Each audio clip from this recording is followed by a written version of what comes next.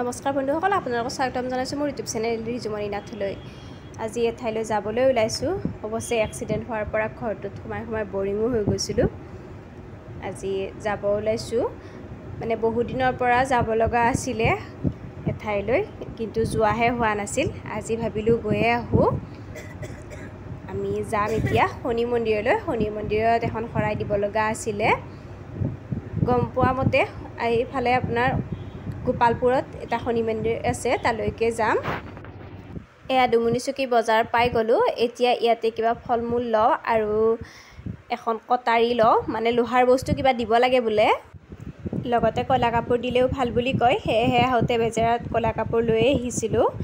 এয়া এইটো ডুমুনিচুকী চক পাই গ'লোঁ। এতিয়া ইফালে আমি লেফ্ট ছাইডৰ ফালে সোমাই যাম।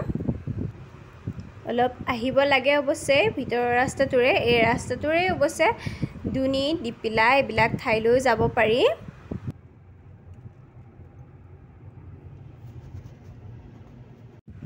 এয়া আহি মন্দিৰ পাই গ'লোঁ।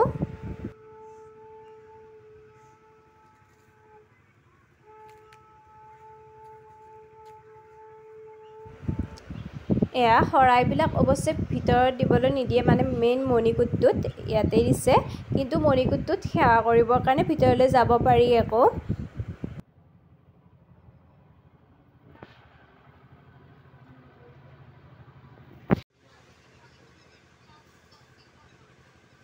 মন্দিৰত প্ৰসাদ চসাদ খাই ঘৰলৈ আহিলোঁ। ইয়াৰে অৱশ্যে মন্দিৰৰ কিছুমান নিয়ম আছে, যিহেতু শনি দেৱতাক পূজা কৰা হয়। ইয়াতে সকলোবিলাক বস্তু অৱশ্যে ক'লা হয়। ইয়াত দেখিছেনে, ফুটটো ক'লা দিছে। তাৰপিছত তাত মানে যি প্ৰসাদ দিয়া যায় তাৰ লগত এবিধ বস্তু ক'লা হ'ব লাগে, যেনে মাটি দালি নতুবা তিল, এনেকুৱা বস্তুবিলাক বৰাব পাৰি। শৰাইখনত দিলেই হ'ল তেনেকুৱা, আৰু লো দিব পাৰি।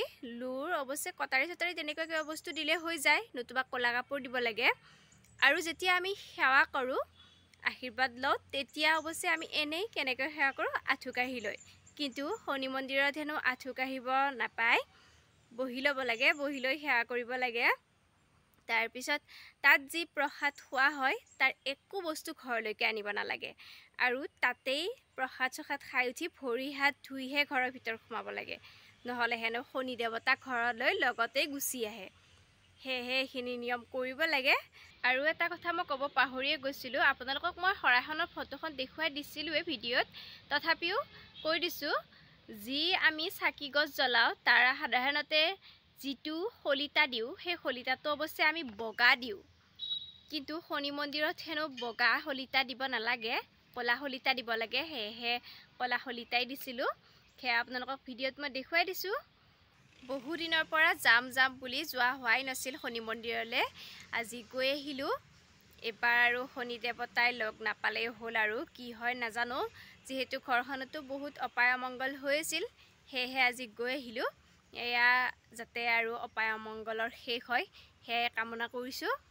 আপোনালোকেও যাতে আশীৰ্বাদ কৰিব, এয়াই যাতে অপায় অমংগল শেষ হৈ যায় এনেদৰে আমাৰ। ধন্যবাদ।